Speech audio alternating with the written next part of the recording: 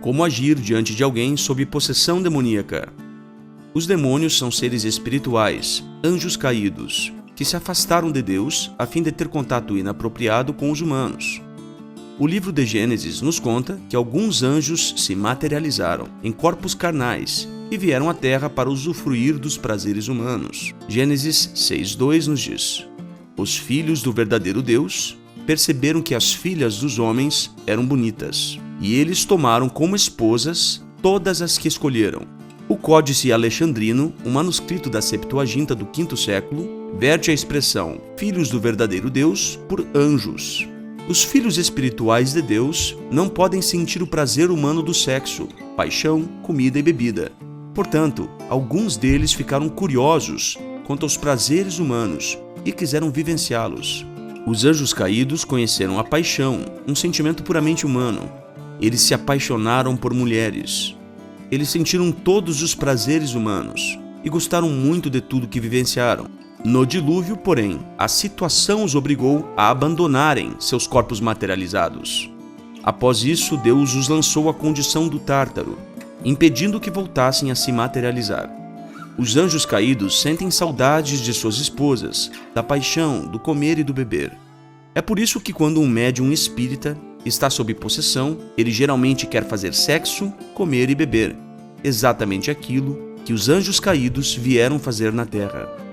Nem todos os anjos caídos são maldosos para com os humanos, maldosos no sentido de torturar ou causar mal. Não, nem todos eles são maldosos nesse sentido. Alguns deles simplesmente se afastaram de Deus e desejam ter relações com humanos.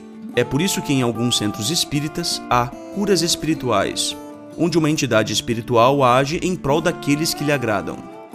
Em alguns casos, os anjos caídos são apenas seres espirituais que rejeitaram a Deus pelos prazeres humanos. Já em outros casos, os anjos caídos desejam poder, adoração, controle e até sentem prazer ao torturarem humanos. Em Apocalipse 9:20, nós lemos que muitos demônios estão por trás dos ídolos. Isso significa que os deuses das nações são, na verdade, anjos caídos. Tamuz, Ostara, Iemanjá, Oxalá e as demais deidades pagãs são, na verdade, anjos caídos que desejam ser adorados. Não importa se um suposto espírito afirma ser do bem, a Bíblia proíbe o contato direto ou indireto com o mundo espiritual. E por mundo espiritual aqui eu me refiro aos anjos caídos. Desobedecer a esta ordem pode nos expor a um grande perigo, a possessão demoníaca. A possessão é quando um anjo caído assume o controle da mente da pessoa. A pessoa possessa não perde totalmente a consciência, mas ela não tem mais controle sobre as suas ações, e pode haver uma luta mental entre ela e o espírito. Por isso que pessoas sob possessão demoníaca aparentam estar conversando com alguém, mudam de voz e sofrem convulsões. A possessão demoníaca concede ao possesso uma força extraordinária, a ponto de uma criança franzina ser capaz de derrotar vários homens. Jesus Cristo deu aos apóstolos o poder de expulsar demônios. Os fatos mostram que os dons espirituais dos apóstolos não estão vigentes atualmente. Mas talvez você se pergunte: ora, mas nas igrejas pentecostais eles expulsam demônios, portanto os dons existem atualmente. Não sei se você sabia, mas nos centros espíritas eles também expulsam demônios.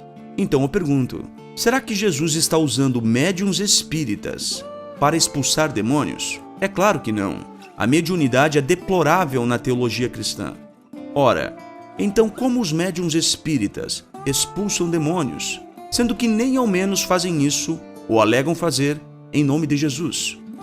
Muitos médiuns expulsam demônios nos nomes de seus próprios deuses. Então veja que a prática do exorcismo não é uma prova da atuação do Espírito de Cristo. Ao contrário, Jesus falou claramente, Mateus 7, 22 e 23. Muitos me dirão naquele dia, Senhor, Senhor, não expulsamos demônios em seu nome?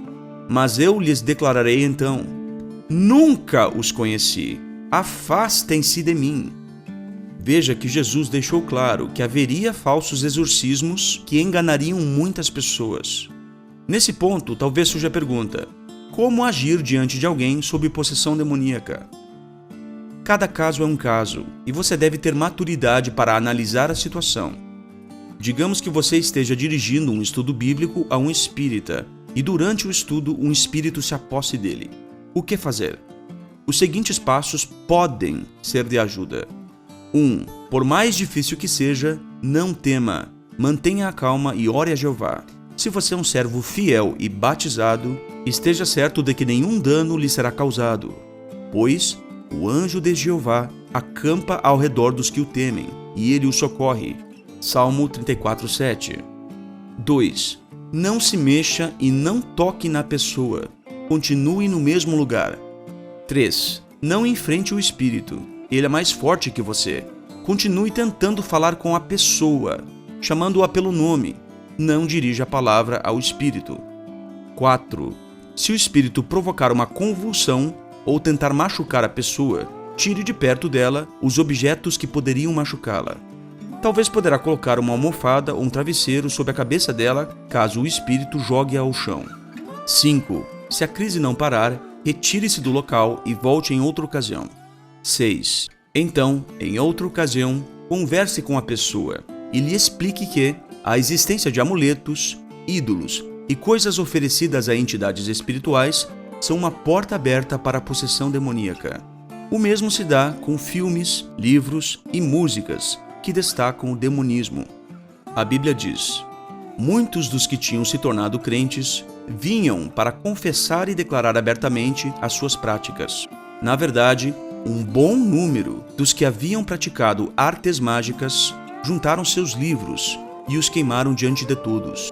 Raciocine com a pessoa sobre essa passagem e garanta-lhe que uma boa relação com Jeová, por meio de Jesus Cristo, será a proteção perfeita contra os demônios.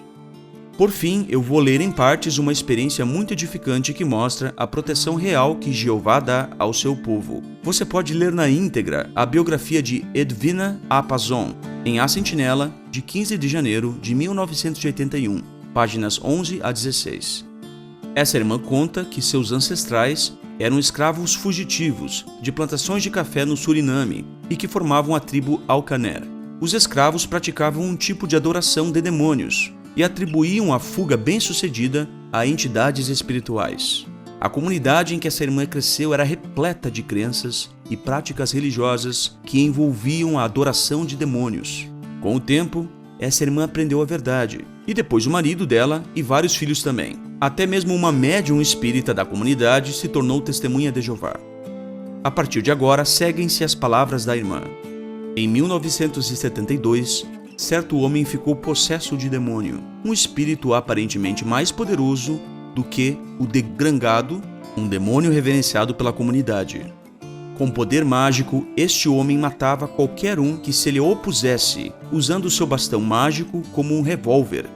Não demorou muito, a lealdade do povo desviou-se do destronado Grangado para o novo deus desse homem. Muitos aldeões deixaram-no chegar e colocaram um poste de madeira na sua aldeia, que supostamente garantiria a ausência de mortes ali por 5 anos. Mas a aldeia de Godolo convidou-o com outro propósito. Embora aldeões opositores tentassem silenciar-nos, o pequeno grupo de testemunhas, por derrubarem nossas choupanas e nos espancarem, continuamos a falar sobre Jeová. Disseram-nos, de maneira ameaçadora: hoje o poderoso sacerdote chegará e todos vocês morrerão. Mas, de maneira confiante, respondemos: não estamos com medo, não fugiremos, pois vocês verão que Jeová, nosso Deus, é mais forte. O curandeiro logo chegou com sua comitiva de dançarinos e tocadores de tambores. Nós, cristãos, nos reunimos e esperamos calmamente, estribando-nos na proteção de Jeová. Salmo 34:7. O batuque tornou-se mais alto e mais frenético. Então chegou o curandeiro, impulsionado pelo demônio. O homem parou e nos encarou. Estendeu seu bastão para nós, proferindo suas fórmulas mágicas. Agora eles morrerão, gritaram os espectadores. Mas nós continuamos inabaláveis, e o curandeiro caiu no solo. Havia desmaiado. Gerou-se grande confusão entre os opositores. Muito embaraçada, a multidão removeu rapidamente o curandeiro e tentou reavivá-lo. O nome de Jeová deveras mostrou ser uma torre forte. Provérbios 18:10. Dali por diante, pudemos iniciar mais estudos bíblicos. Posteriormente, durante meu trabalho de testemunho de choça em choça, encontrei o curandeiro. Tivemos uma palestra de 2 horas e ele admitiu: Jeová é mais forte. Eu espero que você tenha gostado desse vídeo. Um grande abraço e fiquem em paz.